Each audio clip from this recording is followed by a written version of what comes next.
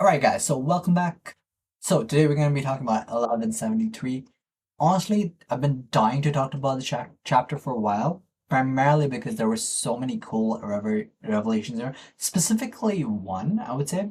We saw some cool moments and all, but one revelation in this chapter kind of showed a picture of what could have happened with Harold, um, and is leading to kind of resolves one of the controversies in One Piece in general. It also leads to some a character that I had thought would play some level of impact in the story. So yeah, let's just dive into it. This chapter starts basically with Zoro fighting off Oimo and not Oimo and Kashi, Dorian Broggy. Dorian Broggy basically trying to attack Elder Jarul and everybody else, and Zoro basically jumps in. And honestly, I'm looking forward to seeing this animated because Zoro fights are always greatly animated, and seeing the giants going up um, against Zoro and how they're going to animate that. That could be an interesting aspect. Toei's been doing a great job in terms of animation, aside from sidelining Sanjay, obviously. But yeah, I would love to see a little bit more. Like over here, it was probably two, three panels that we got. I would like to see a little bit more in the animation regarding this, but that's for the animation. Now we come to the basically the meat and the bone. Actually let's try to do this. So basically Zoro fights Dorian Broggy and kind of it seems like, at least from the panels as far as I go, he wounds them when basically trying to something happens to them. We don't know exactly what happens. It's either he wounds them or something else happens because it's kind of like shaded off, so we don't know exactly what's going on. Coming to the big reveal in this one. Now, for the longest time, we've known Brook was kind of like chased out of the kingdom for having assassinated someone. As far as I remember, that was the case for Brook having joined pirates, right? And we get one of the biggest reveals over here is that Gonko, a character, honestly, I probably haven't said this before, but Gonko is a character that I thought would place some level of impact on the narrative, primarily because of her character design. She was just too stylized in her character design to not, for Oda to just skip over her. Like, Oda just doesn't create characters like Gonko and put them in front and center stage and have them do nothing. And this chapter revealed her significance. So it is revealed that Gonko resembles very correctly with apparently the princess or um or royalty of some kind that killed the person Brooke was accused of killing. And that is crazy because sometimes you kind of forget how old Brooke is and the fact that he used to live before Roger's time. Like this is before Brooke kind of went missing before Zebek's time, before Roger's time, because he literally says Roger there might have been an upstart named Roger at that time. So this is before Roger, this is before Zebek. So he has so something happened in Brooks Island that predates Roger and Zebek, and that was basically the killing of the Brooks Vassal, right? Vassal lords or anything, and it seems that this character, who Brooke refers to as Princess Shuri, is the one who killed them. Like that's basically what Brooke says. Like you're the one who killed it, the entire thing. Um, and it seems like there was Princess Shuri, the way the Brooke phrases it, it's like you considered. He calls her a patricidal princess, so that I'm guessing this was her father. So she was royalty, and this was her father that she killed. And if she is who Brooke is saying she is, then this paints a very interesting picture of the way Harold was being used, the way Harold, um, way Imu was kind of like handling Harold. Shuri, if she is Princess Shuri, then she is basically the ultimate version of Harold. If Harold was, oh sorry, if Imu was successful in Elbaf. This is very interesting to bring up, especially in this arc, because it paints a contrast to what Harold is to what Harold could have been. And it opens up a lot of possibilities. Normally, like, we want, we kind of like set expectations for characters in One Piece because as soon as you see a character, you kind of know if they're going to have play some level of significance or not. At least it's that way for me. And to finally, I honestly didn't want, or it could just be that I honestly didn't want Gunko to kind of like go out of phase just because. But it seemed, but I also didn't want to give her the credit if she was a true Celestial Dragon because, like, even if her character design is cool, she would just be a Celestial Dragon. But it seems that Shuri is being controlled as Gonko into doing Emu's bidding, which is interesting because now that brings up an entire segment into looking into Brooke, and that is one of the reasons why I said like last week that there is a little bit of credibility to the fact that it's not just a one party thing right now. Sorry, two party thing right now. Other characters are also being given some kind of significance, but just if they're also being used as tropes for just revealing certain things in the world, it doesn't feel like it's being used as much. Again, I will hold it against Oda the entire time. I will repeatedly say it. If Usopp does not get a thing to do in Elbaf, my theory is just true.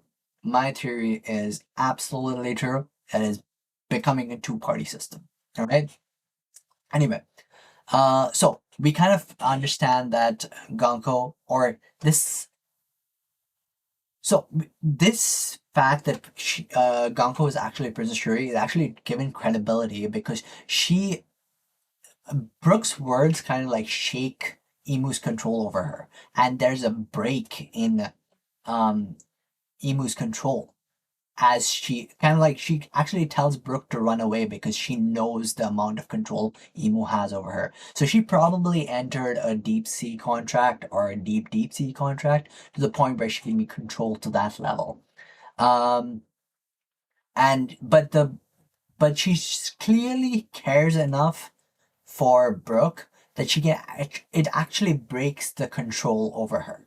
So this given everything that we've seen so far, like what all Brooke says, like that she liked his music, I think this could be falling down the lines of something like a Brooke love interest, but that's something that we can debate later. But the fact that this happened, the thing that we saw in Elbaf happen in Under the Kingdom, goes to show how many other kingdoms that are like this. And the second thing is what happened in Brook's kingdom, because that's brought up a huge intrigue on that for me. Anyway, this was like crazy. I really wanted to know a little bit more, but so it turns out we're not going to get that much right now. Anyway, so moving past this, so basically what happens is Shuri warns warns Brook to run away and tries to fight off control, but Emu's in her right now, so like he can hear it. So Emu's kind of like, why are you breaking control free? I don't like this, and he basically goes and attacks Brook. Now that's kind of ballsy of Brook. If we kind of see a Gonko versus Brook fight, that would be pretty cool. But I don't know what's gonna happen over there. Anyway, because of this break that we see in Gonko, we see that arrows can become loose, and This gives them kind of like an ability to for the Straw Hats basically to escape. We see a little bit wavering with the kids as well, but not as much as for the Straw Hats. Not as much for them to basically escape. So the kids are still walking down the line, and they kind of in a situation where the Thorn guy is basically uh antagonizing them. This guy just seems like just like a troll character who just wants to just annoy other people. That's basically his character trope. He just wants to go ahead and say annoying things to other people just to piss them off. That's basically his thing, right? And he's basically telling the kids all the worst things. Obviously, the kids are kids; they're crying about it. But here we see the parents finally make their entrance, and honestly, I haven't seen the Giants as much in action other than Dorian Broggie, I would say. I haven't seen the Giants full on in action. Um, so this was great to see because in the final scenes of the chapter, so basically the direction the kids are heading are to the basically to the ship. They're almost at the ship where the Celestial Dragons are basically going to take them away. And the thing that the Thorn guy keeps telling them is that, hey, kids, get back to your islands. You're never going to see it. You're never going to see your parents again. You're just going to be hostages and stuff. Basically demoralizing kid. That's basically his character. Um, and we see the parents break free and do the Hakoku sovereignty, but this time a different version of it. They call it the Gokoku sovereignty. Um, the wimpy giant guy, Hirudean's crew, the one that actually locked in the Straw Hats, joins in, which I'm glad to see. And they basically knock down this Nika monster that the kids dreamed of. Um, away. And because they knock this guy away, it starts landing on the Thorn guy. So the Thorn guy brushes it off and it falls right on the ship of escape, which is so great that Oda kind of writes these amazing like oops moments uh that kind of somehow save the Straw Hats in certain ways. He's done it like this is the second instance of it, but I do love these moments where like fate plays into it. Um, the first time was during what do you call it? In Big Mom's party, the Big Mom's tea party, where everything was going bad for the Straw Hats, and then this idiot opened the Tamatebako in Big Mom's to get all the riches from Fishman Island, and it was just filled with bombs, so it blew up the side of the island, um, and basically helped the Straw Hats escape. So in this case, this guy literally just to stop something from crushing him, he just kicked it aside and went and crushed the boat that they were basically going to escape with. So I love it when this happens. It's just the twist of fate is pretty great for here. Yeah, so that's basically it. Honestly, this chapter had a ton of revelations. Especially the Princess Shuri thing. I really want to know what's going on with Brooke over there because we need a Brooke backstory now. But since we have seen this right now, since we have seen Princess Shuri over here at the moment, we need a Brooke backstory, and it might give us some insight into how to break Emu's control because it seems that there are instances where you can break Emu's control. I'm pretty sure Luffy is going to be key to it, but it feels wrong to just make Luffy the key to it. There must be something else that especially since it's a series that focuses on will a certain level, right?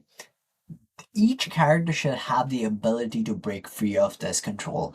I just don't know where they're heading over here. Why the reason I wanted to be each character having it is it's a it's a show where will is the sole focus of a lot of abilities. Conqueror's Haki, observation haki, all of these are basically a form of will. And will should not be able to, will should be able to beat control to a certain extent, right? Free will is basically the idea of the story. So not only one person should have the ability to grant free will. Free will should be kind of like a unanimous thing. So I'm looking forward to where this goes. I really don't want Luffy to be the key to the win. I want to break the control, obviously. I mean, I want it to be a little bit more nuanced, something more intricately woven in than just have Luffy be the one who grants it. Uh, so yeah, that's basically it. This chapter raised a lot of new questions, a lot of new answers to be coming in, and hopefully we get those soon because the next chapter is also pretty interesting. Because I've read the next chapter, and yeah, it's pretty interesting too. But we'll discuss that next week. That's about it from me. I've been Korogami. I'll see you guys in the next one.